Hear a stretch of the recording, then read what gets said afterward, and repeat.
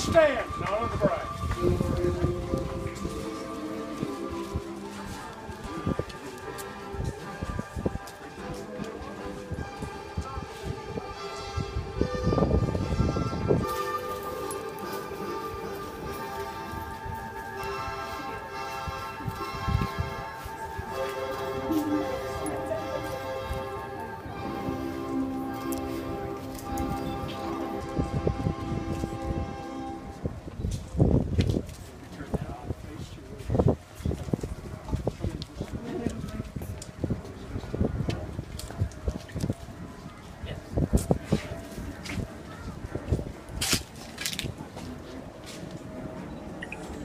Good afternoon, everyone.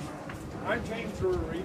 I'm a minister, and it's my delight to welcome each of you to this exquisite setting and to this very beautiful event. We're assembled here this afternoon to celebrate love and to give proper honor to marriage, and in particular the love and the courtship, and now the marriage of Linda Karen Long and James Arthur Clukey, who would have me to express to you their very sincere appreciation for your being part of their very meaningful friendship, but especially being part of their families, and for being here this evening to understand and appreciate this expression of their love.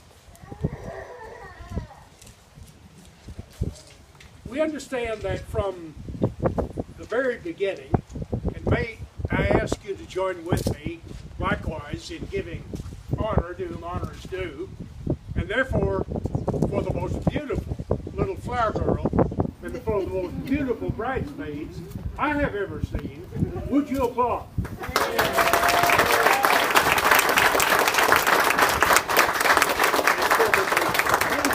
Best man and best person I've ever met, would you applaud for him likewise? I think it's appropriate to applaud for a very beautiful bride and a very handsome groom.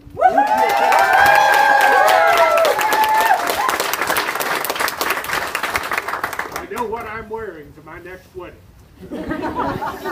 Part of the deal.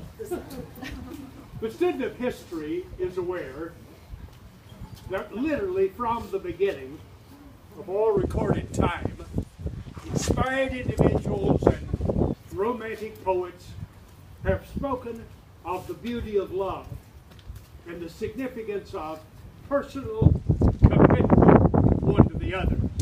The French, I'm told, say that you cannot conceive either smoke or love. Well, your love is very obvious, and that's most commendable. A poet has said, if I may cite, concerning that which we see, the poet has said, I love you not only for what you are, but for what I am when I'm with you. I love you not only for what you've made of yourself, but what you're making of me. I love you for the part of me which only you bring out. I love you for putting your hand into my heaped up heart and passing over all the foolish and the weak things you can't help dimly seeing there, and for drawing out into the light all of the beautiful belongings, the significant people, the precious memories which no one else had looked quite far enough to find. The poet said you've done this without a touch, without a word, but that you've accomplished this by being yourself with each other.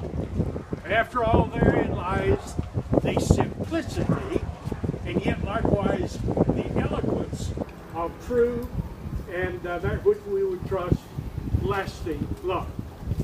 The matter I know from our conversations of your being best of friends, having fun together in life, and enjoying the obvious good support that you have again of family and friends.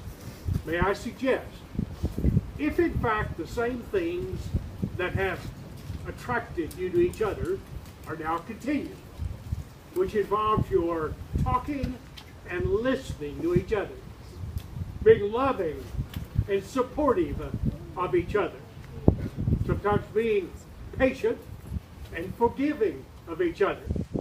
When the same things are continued, then I will assure you the happiness that you're allowing us to share these few moments will in fact be yours back many-fold times in your married life.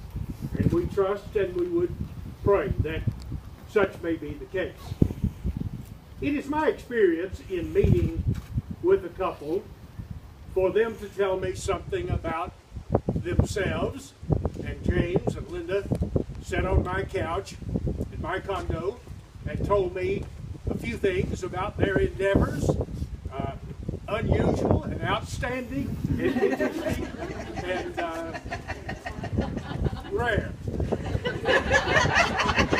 Let's go back to significant. And I know from that conversation and what they've told me that they're the best of friends, that they have fun together, and that they talk, as I've indicated, and they share things. I wasn't for sure what to anticipate this afternoon in regard to who would be here, and there's certainly a variety of individuals here, and children. I'm always very pleased for children to be a part of an audience as this. And it's obvious that James and Linda have touched your lives in a variety of ways. And this all goes together to make up their current life, and likewise will serve as a basis for further memories which will be created from this day forward. I asked the couple again to tell me something about how they met. I'm always curious about that, and you can only imagine the stories that I hear nowadays. And this is how James and I met from the bride.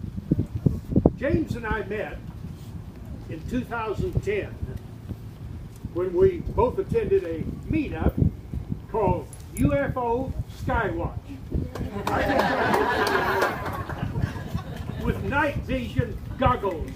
I'd like to have seen that. At the time, he was in a relationship with another woman, and they